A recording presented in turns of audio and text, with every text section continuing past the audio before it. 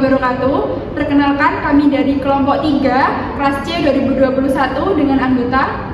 Saya Muhammad Sadar Ibrahim Hafizan dengan NIM 21231011123. Saya Faramina Bukis Caherani NIM 2123101042. Saya Wirnawati Alawa NIM 239919990608. Saya Dwi Putri Maharani dengan NIM 212310101031. Dan saya Shelly Kartikarini dengan NIM 212310111191. Baik, pada kesempatan kali ini, kelompok kami akan menyampaikan terkait pendidikan kesehatan, terkait pengendalian dan pencegahan obesitas yang ditujukan kepada agregat dewasa, yang secara khusus ditujukan kepada usia dewasa awal.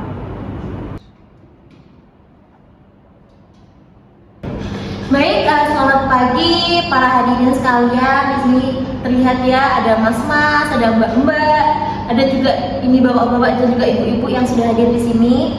Puji syukur kehadiran Allah Subhanahu wa taala yang telah melimpahkan rahmat dan hidayahnya sehingga kita bisa berkumpul di kegiatan hari ini dengan sehat walafiat. Baik, sebelum kita mulai acaranya, di sini apakah bapak-bapak dan ibu-ibu, mas-mas kalian sudah tahu ya kegiatan yang akan kita lakukan hari ini? Belum, Mbak. Oke, belum. Nah, jadi ibu-ibu, bapak-bapak sekalian, nah kita di sini akan membahas terkait dengan obesitas, di mana obesitas ini menjadi salah satu masalah penyakit pada usia di mana 20 hingga 30-an tahun atau kita sebut dengan dewasa. Nah, di mana terutama di sini sasaran kita mengenai dewasa awal seperti itu, Bapak Ibu. Nah, saya di sini akan memperkenalkan terlebih dahulu terkait apa sih yang akan kita bahas di sini. Kita akan membahas terkait program yaitu Cekatas, yaitu program cegah dan kendalikan obesitas. Nah, di mana kegiatan kali ini kita nanti akan melalui beberapa tahap ibu-ibu dan bapak-bapak sekalian, di mana yang pertama yaitu kita akan ada tahap screening, yang kedua yaitu penyuluhan dari pemateri-pemateri yang sudah kita siapkan, dan yang ketiga yaitu pembagian produk pada bapak ibu dan para hadirin sekalian, dan yang terakhir yaitu di mana kita akan mengevaluasi program seperti itu. Nah, baik ibu-ibu, sebelum kita memasuki dari rangkaian kegiatan tersebut, kita perkenalkan terlebih dahulu nih siapa saja yang nantinya akan mengisi kegiatan ini. Baik, Bu, silakan. Nah, baik, ini merupakan tim yang akan memberikan penyuluhan pada rangkaian kegiatan hari ini. Yang pertama ada Dwi Putri Maharani, bisa disebut Mbak Putri nanti. Yang kedua ada saya sebagai Farahina, bisa disebut Mbak Farah. Yang tengah ada Muhammad Sadam, nanti bisa dipanggil dengan Mas Sadam. Yang keempat ada Mbak Shelly Kartikarini, bisa dipanggil Mbak Shelly. Dan yang terakhir nanti ada Wirnawati, bisa dipanggil dengan Mbak Wirna. Baik Mbak, slide selanjutnya. Nah, di sini Bapak Ibu sudah mengetahui apa belum nih terkait dengan obesitas? Bisa dibaca di sini bahwa menurut WHO atau Badan Kesehatan Dunia, di mana obesitas atau kegemukan itu didefinisikan sebagai akumulasi lemak abnormal atau yang berlebihan yang dapat mengganggu kesehatan. Di mana BMI atau indeks massa tubuh merupakan indeks sederhana buat badan berdasarkan tinggi badan yang biasanya digunakan untuk mengklasifikasikan kelebihan berat badan serta obesitas pada orang dewasa.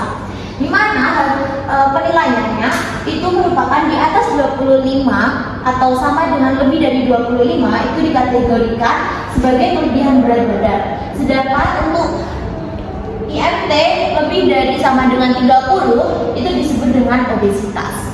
Nah, jadi obesitas ini dapat menjadi faktor risiko untuk masalah-masalah kesehatan selanjutnya, di mana ada pula yang penyakit kronis, seperti contohnya yaitu diabetes mellitus, kardiovaskuler, dan juga dengan penyakit kanker. Seperti ibu-ibu dan bapak-bapak ketahui, di mana biasanya di masyarakat juga disebutkan bahwasanya biasanya itu orang gemuk atau orang yang berlebihan berat badan itu pasti akan memiliki risiko untuk terserang berbagai penyakit. Seperti itu ya Bapak dan Ibu.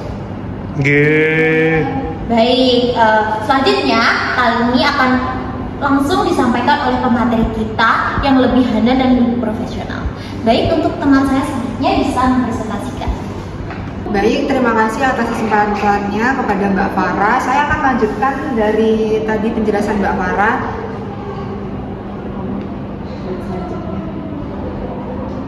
Baik, di sini saya akan menjelaskan terkait tipe atau jenis obesitas. Sebelumnya di sini Mbak-mbak atau Mas-mas ada yang tahu terkait tipe-tipenya?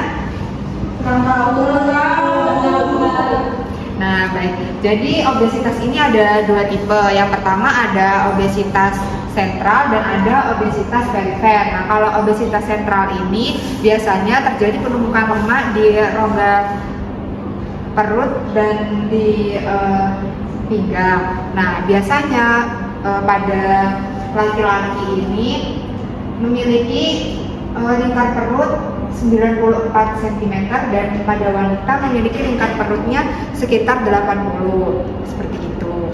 Nah, kemudian untuk obesitas perifer adalah kelebihan lemak di bagian gluteus atau di bagian bokong, seperti itu. Next.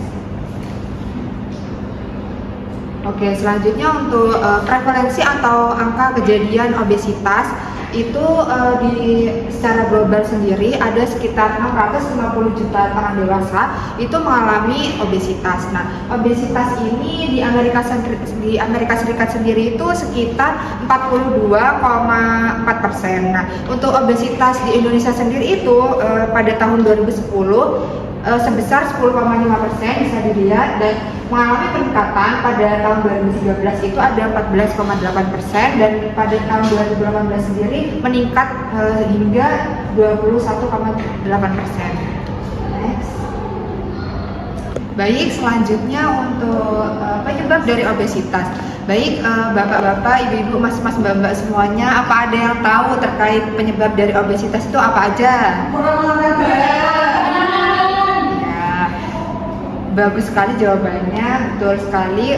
Penyebab dari obesitas ini akan saya jelaskan. Nah, yang pertama, terjadinya peningkatan asupan makanan yang berlebih dan minimnya energi yang dikeluarkan. Jadi itu menimbulkan terjadinya ketidakseimbangan dalam energi dalam tubuh. Kemudian yang kedua ada perubahan transportasi atau akses yang membuat kita itu malas untuk beraktivitas. Jadi kaum Gen Z ini biasanya itu kayak mageran. Nah, iya, karena teknologi yang sekarang memfasilitasi untuk kita mempermudah akses untuk membeli makanan dan lain sebagainya gitu. Jadi kita lebih sering mengkonsumsi makanan junk food seperti itu dan minim untuk berolahraga. Oke, untuk selanjutnya ada perubahan pola makan. Nah, jadi perubahan pola makan ini dulunya makan makanan yang sehat, terus kayak ubi dan lain sebagainya, dari perubahan pola makan tradisional ke yang modern seperti yang saat ini kita ketahui. Kita kan sukanya makannya junk food kayak burger, terus pizza dan lain sebagainya seperti itu. Oke, selanjutnya untuk terkait dampak dari obesitas ini akan dilanjutkan lagi oleh rekan saya. Terima kasih. Baik, bapak-bapak, mas-mas, mbak-mbak, dan ibu-ibu sekalian, saya akan melanjutkan penjelasan dari Mbak Sally, yaitu tentang dampak obesitas. Monggo, slide-nya. Nah, seperti bisa dilihat di slide ini, dampak obesitas itu banyak sekali dampaknya. Salah satunya yang pertama yaitu percepatan proses penuaan. Biasanya orang yang obesitas itu lebih kelihatan lebih tua daripada yang tidak obesitas. Lalu yang kedua ada gangguan kecerdasan. Yang ketiga resistensi insulin atau diabetes mellitus tipe 2 dan hipertensi. Lalu asam urat dan gout. Asam urat biasanya kayak kaki kesemutan gitu dan lain sebagainya.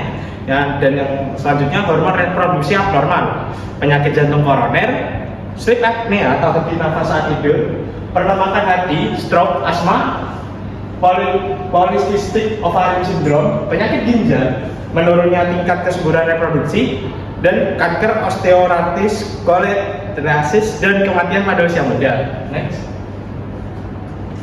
Lalu untuk dampak selanjutnya, nah ini ada dampak sosial. Tadi kan dampak kesehatan secara fisik. Nah ini untuk dampak sosialnya. Dampak sosial dari obesitas biasanya penderita obesitas menyebabkan gerakan menjadi lamban sehingga dapat mengakibatkan menurunnya produktivitas kerja. Biasanya orang obesitas itu untuk bekerja itu sangat lambat daripada orang yang tidak obesitas. Lalu yang selanjutnya mengurangi rasa percaya diri. Seringkali kita menemukan orang yang obesitas itu tidak percaya diri dengan kondisinya karena merasa dirinya bisa, mohon maaf, bisa jadi jelek atau gimana gitu. Yang ketiga, obesitas mengakibatkan penampilan kurang menarik. Nah, karena rasa percaya diri yang kurang, ini dikarenakan penampilan yang kurang menarik. Lalu yang selanjutnya menarik diri dari pergaulan, dan yang terakhir obesitas menyebabkan tingginya biaya yang dikeluarkan individu ketika sakit karena biaya perawatannya yang mahal. Next. Nah, bagaimana sih tanda dan gejala orang yang terkena obesitas itu? Nah, yang pertama adanya keluhan seperti mendengkur, snoring, dan nyeri pinggul. Lalu yang kedua, mengalami kelelahan dan keringat berlebih, sesak nafas dan gangguan tidur, wajah yang membulat, pipi yang tembem, dan rangkap dan leher relatif pendek. Nah, seperti saya ini sedikit ada obesitas. Karena ya seperti di tanda gejala yang nomor 2, saya banyak mengalaminya di tersebut. Nah, Bapak Ibu dan Mas-mas Mbak sekalian, jangan sampai seperti kak saya ya. Nah, saya di sini lagi mengurangi obesitas saya. Terus yang ketiga, riwayat keluarga, orang tua dengan kelebihan berat badan dan obesitas. Dan keempat, riwayat mengonsumsi obat-obatan seperti obat untuk menggemukkan badan, terapi hormonal tertentu, steroid dan sebagainya. Lalu yang kelima, riwayat sosial, psikologis, misalnya stres. Nah, dari stres ini biasanya orang-orang ada yang pelariannya itu makan. Nah, makan itu akan menyebabkan obesitas kalau itu tidak diimbangi dengan aktivitas fisik yang banyak. Dan yang terakhir, riwayat berat badan sebelumnya. Untuk riwayat berat badan sebelumnya itu bisa mengalami obesitas, seperti contohnya sebelumnya ada yang berat badannya mungkin melebihi dari normalnya, lalu sempat kurus. Nah, saat kurus jika tidak diimbangi dengan aktivitas fisik lagi dan lebih banyak makannya, nah itu akan dapat menyebabkan obesitas kembali, seperti itu. Nah, untuk selanjutnya akan dilanjutkan oleh teman saya. Di sini selanjutnya saya akan melanjutkan materi dari yang disampaikan Mas Adam, yaitu mengenai faktor risiko penyebab terjadinya obesitas, yang mana ada faktor lingkungan yang berhubungan dengan aktivitas fisik yang minimnya dilakukan oleh masyarakat yang jarang berolahraga dan membakar lemak. Nah, di sini Bapak Ibu dan Mas-mas sekalian dan Mbak diharapkan untuk rajin berolahraga minimal 2 kali dalam seminggu. Selanjutnya di sini ada faktor penyuluhan, yang mana faktor penyuluhan ini beberapa ada hambatan yang dilakukan oleh penyuluh sehingga prevalensi dan hambatan itu dianggap dan tidak dilakukan dengan serius. Sedang padahal penyuluhan ini sendiri diharapkan mampu mengubah perilaku makan yang salah dan mampu membuat orang dewasa lebih peduli dengan kesehatannya. Selanjutnya ada faktor genetik, yang mana terdapat ada usia, jenis kelamin. Untuk jenis kelamin sendiri untuk datanya sendiri banyak dialami oleh perempuan dibanding laki-laki. Ada juga parental fatness, ras atau riwayat keluarga obesitas yang memiliki obesitas yang lebih besar. Selanjutnya ada faktor perilaku, yang dimana ada perilaku konsumsi, asupan makanan yang berlebih yang seperti sudah dijelaskan oleh Mbak Sally yang terdapat penyebab obesitas, dan ada perilaku aktivitas, kurangnya aktivitas terstruktur, baik kegiatan harian, latihan, fisik, perilaku, durasi tidur, dan screen time. Selanjutnya untuk penata laksanaan medisnya bisa dengan modifikasi gaya hidup, pengobatan anti-obesitas, bedah bariatrik, dan transplantasi mikrobiota tinja. Selanjutnya, nah di sini ada pengelolaan obesitas di fasilitas kesehatan. Untuk fasilitas tingkat pertama, di situ kita akan dilakukan pengidentifikasi obesitas, mengedukasi mengenai obesitas itu sendiri, konseling tentang pola makan, dan mengidentifikasi dampak obesitas bagi kesehatan.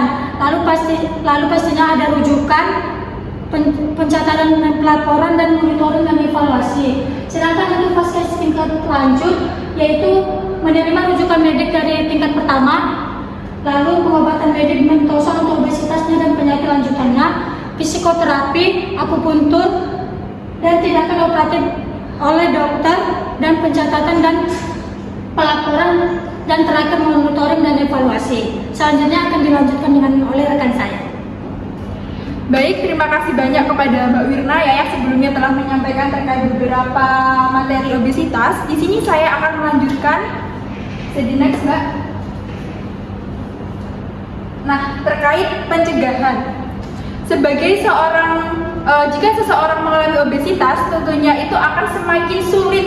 Hal yang paling sulit adalah menurunkan berat badan ketika sudah terjadi obesitas. Maka dari itu diperlukan bagaimana cara kita untuk bisa mencegah, terutama untuk usia-usia dewasa ya, usia dewasa awal, dan juga saya di sini, saya dan juga rekan-rekan ini sebenarnya juga sudah masuk ke fase dewasa awal, yang mana di sini berarti kita bersama-sama belajar bagaimana sih cara untuk mencegah dan juga mengendalikan obesitas. Nah, untuk yang pertama yaitu mengelola pola makan. Mengelola pola makan ini merupakan salah satu faktor terpenting dan faktor utama yang dapat kita lakukan untuk mencegah dan mengendalikan terjadinya obesitas. Mengapa? Karena faktor makanan ini misalnya untuk mengelola dan untuk mencegah terjadinya obesitas ini yang paling diutamakan yaitu dengan mengkonsumsi karbo, buah-buahan, dan juga sayur-sayuran dalam porsi yang seimbang dan cukup. Dan diusahakan dan harus untuk menghindari makanan-makanan yang diolah itu dengan cara digoreng menggunakan minyak seperti itu. Jadi lebih dialihkan untuk makanan-makanan yang misalnya makanan direbus ataupun dikukus. Selain itu, makanan yang harus dihindari oleh penderita untuk mencegah terjadinya obesitas yaitu makanan yang mengandung tinggi garam, tinggi gula, dan juga tadi yang sudah saya sebutkan makanan yang mengandung minyak. Untuk pencegahan yang kedua yaitu terkait pola aktivitas. Nah, perlu Bapak Ibu Mbak Mas ketahui, pola aktivitas ini juga menjadi sebuah peran penting dalam mencegah dan mengontrol terjadinya obesitas.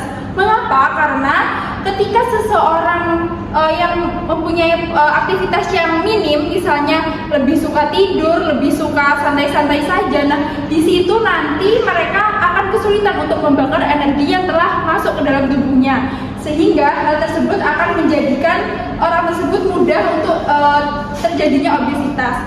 Jadi disarankan untuk pola aktivitas ini paling tidak kita untuk mencegah obesitas ini satu hari itu 30-60 menitan itu setiap pagi misalnya itu bisa berolahraga, entah itu hanya berjalan kaki, bersepeda, atau lain sebagainya. Jadi ketika ada asupan makanan, ketika ada energi yang masuk ke dalam tubuh kita bisa mengeluarkan dengan beraktivitas fisik tersebut. Selanjutnya terkait pola emosi makan. Mungkin Bapak Ibu Mas Mbak bingung ya, kok ada sih emosi makan itu apa? Nah, emosi makan ini ya pengalaman pribadi saya sendiri, teman-teman saya itu ada beberapa orang yang memang dia itu ketika mengalami emosi yang kurang stabil, misalnya sedang marah, sedang ngambek, sedang sedih, itu justru melampiaskannya dengan makan, dan makanannya itu yang tidak sehat pastinya, seperti makanan cepat saji dan lain sebagainya. Nah, sebisa mungkin kita itu harus bisa mengontrol pola emosi makan ini, sehingga ketika kita mengalami hal-hal emosi yang tidak stabil, kita dapat mengontrol diri kita untuk mengalihkan ke hal-hal lain kecuali makan. Nah, untuk pencegahan yang terakhir di sini yaitu terkait pola tidur dan istirahat. Nah, mengapa pola tidur ini juga menjadi satu hal yang dapat mencegah terjadinya obesitas? Nah, karena ketika seseorang lebih banyak tidur atau tidurnya katakan melebihi batas cukup atau batas maksimal, di situ nanti akan terjadi penghambatan penghancuran energi di dalam tubuh. Jadi disarankan kan untuk semua Mas Bapak Ibu di sini itu untuk tidur yang cukup itu sekitar 6-8 jam per harinya. Ketika Mbak Mas dan Bapak Ibu misalnya tidur melebihi batas tersebut, mungkin saja energi yang telah masuk ke dalam tubuh para peserta sekalian ini akan terhambat untuk dihancurkan kembali, sehingga akan menjadi penumpukan lemak dan menyebabkan obesitas seperti itu. Nah, Bapak Ibu dan Mbak Mas sekalian, untuk menyempurnakan bagaimana cara pencegahan terkait obesitas ini, kami menawarkan suatu program yaitu yang bernama Cekatas. Yang mana Cekatas ini merupakan program dari cegah dan kendalikan obesitas. Nah, bisa dilanjut Mbak? Oke, terkait Cekatas ini sendiri nanti kami akan memberikan suatu produk terkait tabel kebutuhan kalori yang bisa dijadikan untuk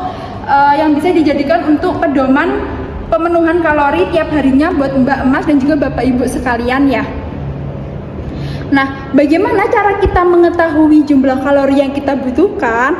Nah, tadi kan sudah di waktu datang kan sudah dilakukan ini ya pengukuran ya Mbak Emas, Bapak Ibu tadi kan sudah melakukan pengukuran berat badan, tinggi badan, pengukuran lingkar perut, pengukuran lingkar lengan juga ya. Nah, dari hasil itu tadi kan sudah dikasih hasil di kertas kan sama rekan-rekan yang bertugas tadi. Nah, di situ sudah terdapat berapa sih jumlah kalori total yang Mbak Emas dan juga Bapak Ibu butuhkan per harinya. Bisa dilihat. Nah, selain itu, saya akan menjelaskan kembali terkait bagaimana cara kita menghitung jika nanti bapak-bapak, ibu-ibu, dan juga mas mbaknya ini ketika di rumah mungkin kok kayaknya berat badannya sudah turun ya, ingin mengukur lagi seberapa sih kebutuhan kalori hariannya. Nah, untuk cara mengukurnya seperti ini bisa dilihat. Untuk yang pertama kali harus dilakukan yaitu mengukur kebutuhan kalori basal atau bisa disebut basal metabolic rate. Nah, apa sih kalori basal ini? Kalori basal ini kebutuhan kalori yang Bapak Ibu dan Mbak Mas butuhkan ketika kondisi istirahat selama 24 jam. Jadi tidak dengan kondisi beraktivitas. Nah, untuk cara menghitungnya sendiri ini sudah rumus paten ya Bapak Ibu Mbak Mas. Untuk pria dan wanita bisa dibaca. Untuk pria yaitu 66 ditambah 13,7 dikali berat badan ditambah 5 kali tinggi badan dikurangi 6,8 dikali usianya dalam setahun. Untuk wanita juga bisa dilihat ya, ini ada terdapat beberapa perbedaan antara untuk pria dan wanita. Nanti ini juga akan diberikan produk leafletnya dan juga keterangan tabel kalori kebutuhan tabel kebutuhan kalori ini nanti akan diberikan oleh rekan-rekan sekalian. Selanjutnya yang sudah singkat. Nah, yang pertama tadi kan sudah mengetahui berapa sih kalori basal yang kita butuhkan. Yang kedua yaitu menghitung kalori total sesuai aktivitas harian supaya lengkap. Jadi kebutuhan kalori sehari itu biar tercukupi dengan baik, maka harus disesuaikan dengan aktivitas hariannya. Ini untuk aktivitas hariannya. Ini nanti bisa disesuaikan ya Bapak Ibu Mbak Mas sekalian. Jadi misalnya kurang aktif itu ada keterangannya, olahraganya itu jarang atau bahkan tidak pernah sama sekali, itu nanti hasil dari kalori basal dikali dengan 1,2. Terus misalnya aktivitasnya ringan, aktivitas ringan itu seperti apa? Bisa olahraga ringan 1-3 hari dalam seminggu, nanti hasilnya bisa hasil dari kalori basal dikali 1,375 dan seterusnya. Ini ada aktivitas cukup aktif, aktivitas sangat aktif, dan aktivitas ekstra aktif. Selanjutnya, nah di sini sudah dijelaskan juga terkait contoh penghitungannya ya Bapak Ibu Mbak Mas sekalian, nanti bisa dibaca sendiri dan bisa dilihat di pojok kanan atas.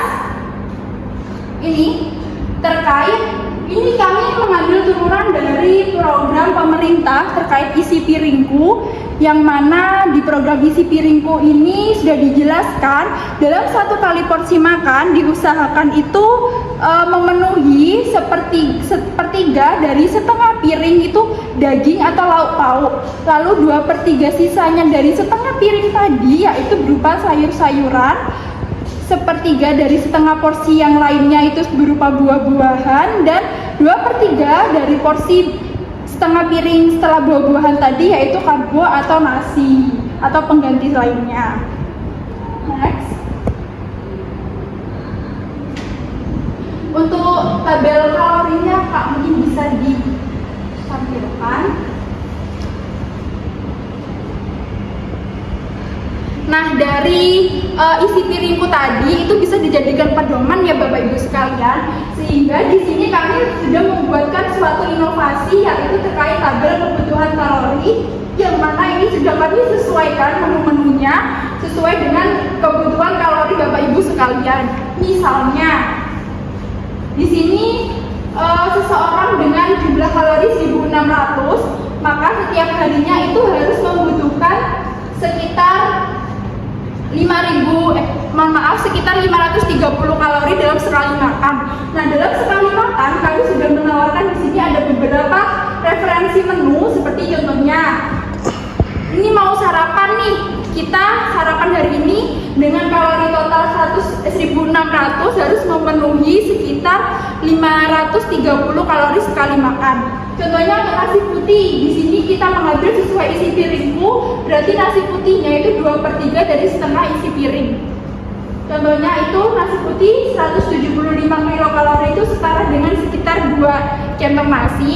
Lalu untuk kebutuhan lauk-lauknya yaitu 1/3 dari setengah porsi piring itu misalnya ayam goreng.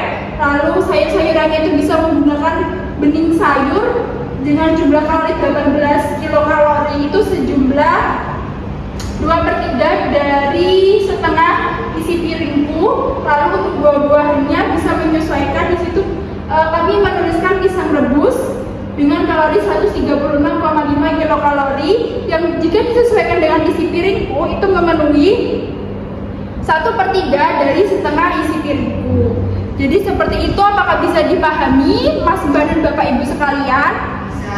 Oke, jadi nanti ketika Mbak Mas ingin, oh iya kemarin itu kan kita habis melakukan penyuluhan terkait pencegahan pengendalian obesitas ya. Terus aku pengen pengen mengubah pola makanku. Nah, bisa dilihat lagi tadi kan sudah diberikan data terkait jumlah kalorinya ya yang pas waktu diukur tadi, bisa disesuaikan nih, berarti aku harus makan apa aja ya. Nah, ini sebenarnya hanya bisa menjadi referensi Bapak Ibu dan Mbak Mas sekalian. Seperti itu ya Mbak Mas, mungkin cukup. Ini nanti akan dibagikan kepada Mbak Mas dan Bapak Ibu sekalian, dan mungkin itu saja saat ini.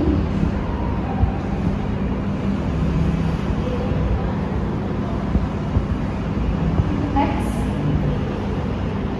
Baik, terima kasih banyak kepada seluruh peserta yang telah berpartisipasi, telah mendengarkan pemahaman dari kami. Jika ada pertanyaan yang kurang jelas bisa disampaikan di sini. Saya mengakhiri penyampaian materi dari saya dan juga rekan-rekan. Kurang lebihnya mohon maaf. Wassalamualaikum warahmatullahi wabarakatuh. Waalaikumsalam warahmatullahi wabarakatuh. Baik, untuk sesi yang selanjutnya yaitu terkait diskusi dan tanya jawab. Di sini saya tidak sendirian, tentunya akan ditemani oleh rekan saya, Mas Adam. Silakan. Ya, baik, Bapak-bapak, Ibu-ibu, Mas-mas dan Bapak sekalian. Nah, di sini ini akan ada sesi diskusi nih. Mungkin tadi dari penjelasan kita ada yang Bapak, Ibu, Mas-mas dan Bapak ini ada yang kurang paham. Nah, kita bisa membuka sesi diskusi untuk Mas-mas Bapaknya, untuk para hadirin di sini. Monggo, jika ada yang ingin ditanyakan, bisa ditanyakan. Bagaimana? Apakah ada yang ingin ditanyakan? Mbak, Mas, saya mau tanya. Iya, silahkan Mbak. Bagaimana? Ini kan saya baca di leaflet ya. Nah, itu ada kayak misalnya nasi putih 175 kilokalori. Nah, ini gimana Mbak cara saya menghitungnya dan sajiannya itu seberapa banyak? Sedangkan saya kan nggak punya alat yang bisa menghitung ini di rumah gitu. Itu sih Mbak pertanyaan saya. Ya, terima kasih banyak atas pertanyaannya. Tadi yaitu bagaimana sih cara mengukur kebutuhan kalori? Itu tadi tiap makan ya Mbak ya, berarti di tabelnya. Nah, kembali lagi, di leaflet itu sudah terdapat, kita tadi juga sudah menjelaskan bahwa program kita itu mengambil turunan dari program pemerintah terkait isi piringku. Nah, jika Mbak, Mas, Bapak, Ibu-ibu sekalian bingung seberapa sih 125 kilokalori itu sama dengan ini. Untuk nasi yaitu 2/3 porsi dari setengah piring itu sama dengan 125 kalori, kurang lebihnya seperti itu. Jadi untuk yang di tabel ini itu sudah kita sesuaikan berdasarkan satu kali makan dalam isi piringku. Seperti itu Mbak, apakah bisa dipahami? Oh iya Mbak, paham. Ya, terima kasih ya Mbak. Bagaimana, apakah ada yang ingin ditanyakan kembali? Udah Mbak, udah jelas. Oke. Baik, untuk sesi diskusi kita sudah selesai. Mungkin di sini saja kita di ujung acara ya Mbak. Iya, jangan lupa untuk program ini akan kami lakukan evaluasi 1 bulan sekali. Jadi nanti bisa diterapkan cara-cara yang telah kami jelaskan tadi. Nanti 1 bulan lagi kita akan bisa kembali lagi. Semoga kita dalam kondisi yang sehat walafiat ya. dan Amin. bisa berkumpul lagi di sini. dengan kondisi badan yang lebih baik. Ya. Baik, mungkin itu saja dari kami, Bapak-bapak, Ibu-ibu, Mas-mas, dan Mbak-mbak sekalian. Mungkin ada kesalahan kata dari kami dan tim. Kami selaku perwakilan dari tim mohon undur diri. Mohon maaf yang sebesar-besarnya. Wassalamualaikum warahmatullahi wabarakatuh. Waalaikumsalam warahmatullahi wabarakatuh.